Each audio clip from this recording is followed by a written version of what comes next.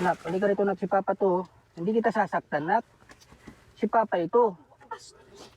Nak, Eh naku, niya sasabi na hinahalap pati pera para naman pa sa kanya. papagamot ko siya. Nandiyan lang sa kahit yung pagkain lang nandiyan lang labot ang ka bang. Para maging maayos siya, tingnan mo yung paa niyo. Hello po sa inyo mga kababayan. Ito nga po pala si Vang Vlog, ang new na reactionist po dito nga po kay Daddy Frankie. Rin po ako mga kababayan sa nakabilang po sa group chat po ni Daddy Frankie ng mga reactor, at ganon din po nagpapasalamat din po ko kay Mr. Ballpoint Man. Thank you po sa pag-add po sa akin, kay Miss Bopil 2.0 at sa lahat po ng reactionist na kasama po sa grupong iyon. Ay patuloy po natin lahat yan mga kababayan na suportahan. At patuloy nyo pong suportahan sina Daddy Frankie at lahat po ng miyembro nila Daddy Frankie, at syempre ang mga sponsor na patuloy na tumutulong dito nga po sa pagsuporta sa ating nga pong butihing Daddy Frankie. Kaya naman ang magiging video po natin ngayon, ito nga pong 19 years old na dalagita na talaga namang ikinulong ng 19 years, di ba? Akalain mo yun, 19 years na nakakulong.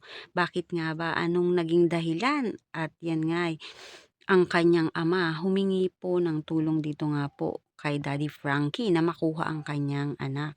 Kasi dahil nga sa kagustuhan niyang matulungan ito sa tagal ng panahon, bakit nga ba ngayon lang din niya yan kinuha? Ano-ano nga ba ang dahilan, di ba? Bago yan, dito muna tayo. Siyempre, na-subscribe ang aking channel, Vang Vlog. Kita nak.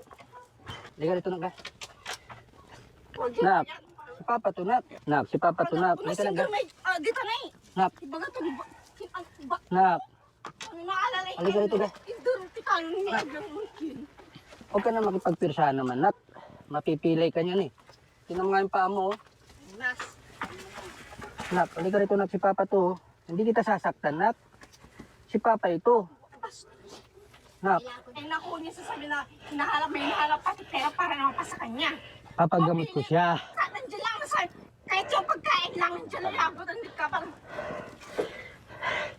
Para maging maayos siya, tingnan mo yung paa niyo. Oh. Ito na nga tayo sa pinaka-topic natin mga kababayan, di ba? Nakakaawa ito nga po si Angela, 19 years old nga po ito, panganay nga po sa mag-asawa na humihingi po ng tulong na tatay. Diyan nga po ay panganay at tatlo nga po silang magkakapatid mga kalingap.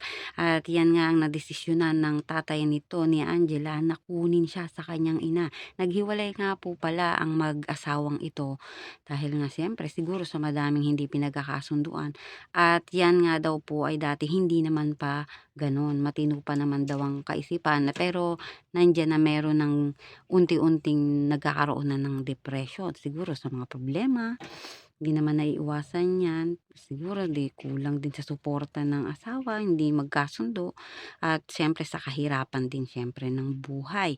Kaya naman, nagkaroon nga daw ng mga pag-uusap itong mag-asawa na ito na yung isang panganay nga, itong ang panganay na anak nila ay doon sa kanyang ina para na may kasama ang kanyang nanay. Ngunit di niya akalain na ganun nga daw po ang mangyayari.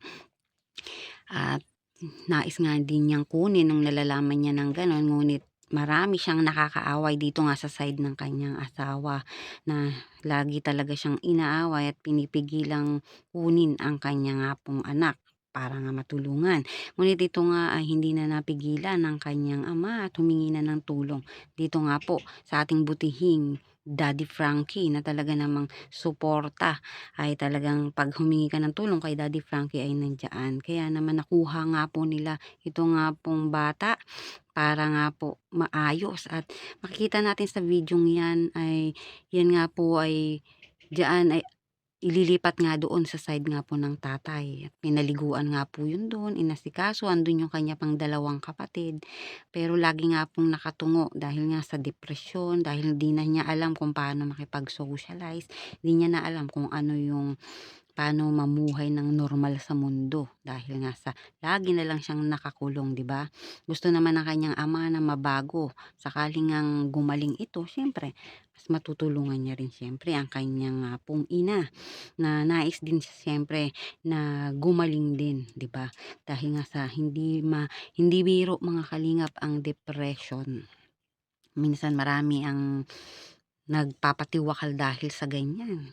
Dahil kulang sa suporta, kulang sa may nakikinig, at yun nga kailangan na niyan makainom siyempre sila ng mga antidepressant para nga po kumalma sila at magkaroon ng matinong kaisipan. At siyempre siguro sa kakulangan din po ng pagkain kaya nagkakaganon din siyempre sila. Kaya minsan na kailangan nating lawakan ng ating kaisipan upang intindihin nga po at unawain ang iba po nating mga kababayan na mga nangyayari. Kaya tayo maswerte-swerte pa rin tayo dahil hindi nga po tayo ganun sa kanila, pero tayo ay meron ding chance para makatulong sa ating mga kababayan. Kaya panoorin natin ang video nga pong ito ni Daddy Frankie. Daddy Frankie, nandiyan sa'yo ang tunay na kaibigan, tulong sa iyo. Daddy Frankie, hanggang sumalo ng mga luwang di mo nakakitago. Mapamahal sa may sakit, matatanda man o pasti. Is nandito lang. Yaman din lang na nandito ang Team Daddy Frankie. Gusto ko sa iyo mismo manggaling bilang isang ama. Kasi kami po, tutulong kami sa mga taong nangangailangan ng tulong. Pero siyempre, with the consent sa family.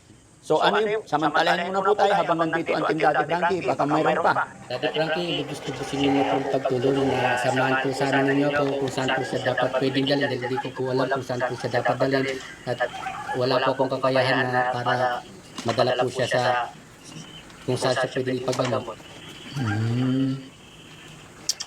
Sige, so, ibig sabihin tayo, gusto mo siya madala ngayon. So, pagdadalhin natin halimbawa tayo, kasama ka po, nakarelate ka po, na kahit gabihin tayo, okay lang sa'yo. Kasi hindi po biro-biro tayo, pag dinala natin, pag sinimulan natin, tuloy-tuloy po yan. Ano po? Willing po ako para lang sana po para lang po gumaling siya. Gaano mo kamahal yung anak mo tayo? Sobra po mahal sila. Kaya nga po napapayak ako pag nakikita ko po sila sa sitwasyon ganito. Kanina tayo nung unang punta natin, nakita mo yung anak mo. Ano unang naramdaman mo, nakita mo yung anak mo nakabalot na lang dun sa higaan, hindi tumatayo. Naawa, naiiyak dahil na parang kahit na nakakulong.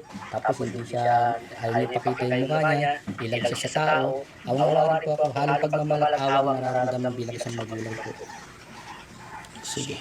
So yun mga kababayan, mga kabarangay, narinig niyo po yung muling pakiusap po ni tatay. Gusto daw po niya madala sa lalong madaling panahon ay gusto niya madala ang kanyang anak. Yaman din lang po na yun ang misyon ng Team Daddy Frankie mga kababayan.